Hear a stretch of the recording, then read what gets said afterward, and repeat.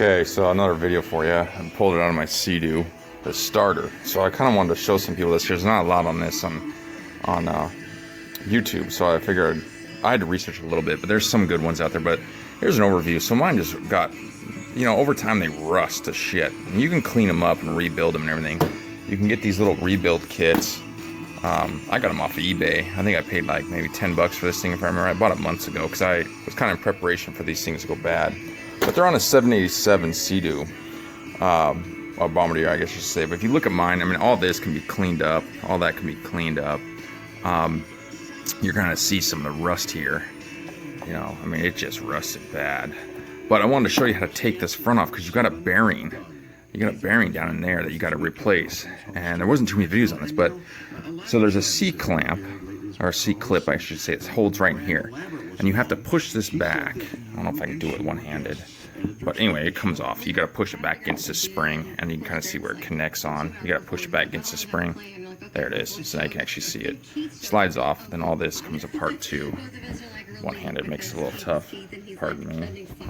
Let me pull it apart real quick. But you can see it just spins off. Alright, sorry about that. But it just spins off, and then it should come right out. But mine's corroded to hell, so there's what it looks like. So there's my bearing, and that's what I'm talking about. You got to replace that bearing.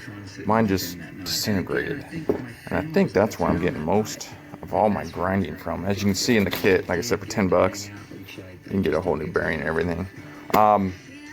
This is a brand new one. What's the model of this one? Oh, so this is an SBT. These things are 110 or I can't remember how much these are, but I got it off of eBay also. I'm a big eBayer because you get better, prices on eBay than Amazon. But yeah, here it is. But again, I've had this for about 3 years now. This one, I've rebuilt it twice, and so this will be the third time I rebuild it. But it's the first time I've replaced the bearing. Most of the time, I just clean up, everything, make it all clean in there and everything. A lot of times inside these Seadoo Challengers, you get a lot of condensation and a lot of humidity inside when you let them sit for a while. And it's amazing, these things will start rusting out on you. And you'll know because they'll ground out when you go to start and everything. But yeah, I'll show you when I start replacing, so more to come. Okay, so I cleaned it up a little bit, but you can see here on this little pulley here, I got a little bit of pitting for mine, so that tells me I'm getting towards the end on this starter, on this lifespan, so I might have to replace it soon. But I basically just took a wire brush, and then I have a drill I use with a wire wheel at the end of it. So this fits perfect down inside here also. So when you run it, you can just spit it right down there. It cleans the magnets real well for you. You can see I still got a little bit of dust in there. But one thing I want to bring up to people when they rebuild these things, make sure you pay attention inside these grooves. You got to run a wire brush up and down through here to make sure that you get all the rust out. Because I had some pitting somewhere. I wonder if I can find it still. Oh, there's a little bit. Oh, there it is. It's right there. You can see that dust. I still got to get some of it out, but see, I got to scrub that one a little bit more. But it cleans them real well. Then also I cleaned all the surface rust off of this. Now, when you go to put the new, I opened the kit up.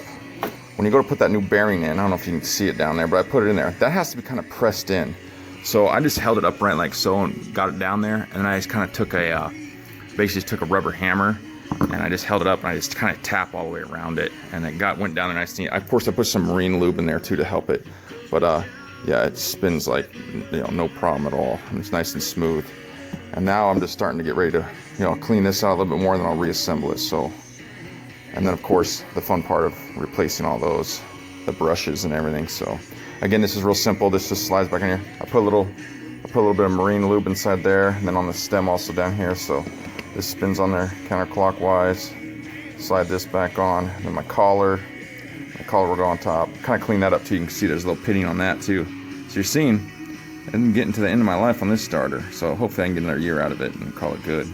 And then of course, my C-clip. All right, let me finish that up and I'll add some more. Okay, so I'm finished up here and I put it all back together. One thing I wanted to give you guys a heads up on was make little marks on the body when you go to take it apart so you can realign it, because these will, inside here is here the brushes go, and if it's not lined up properly, you won't be able to get them in.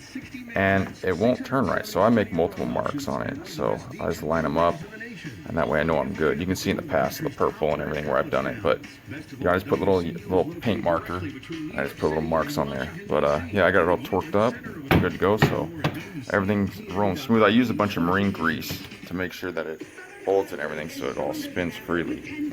So yeah, we'll see how it turns out. All right, thanks.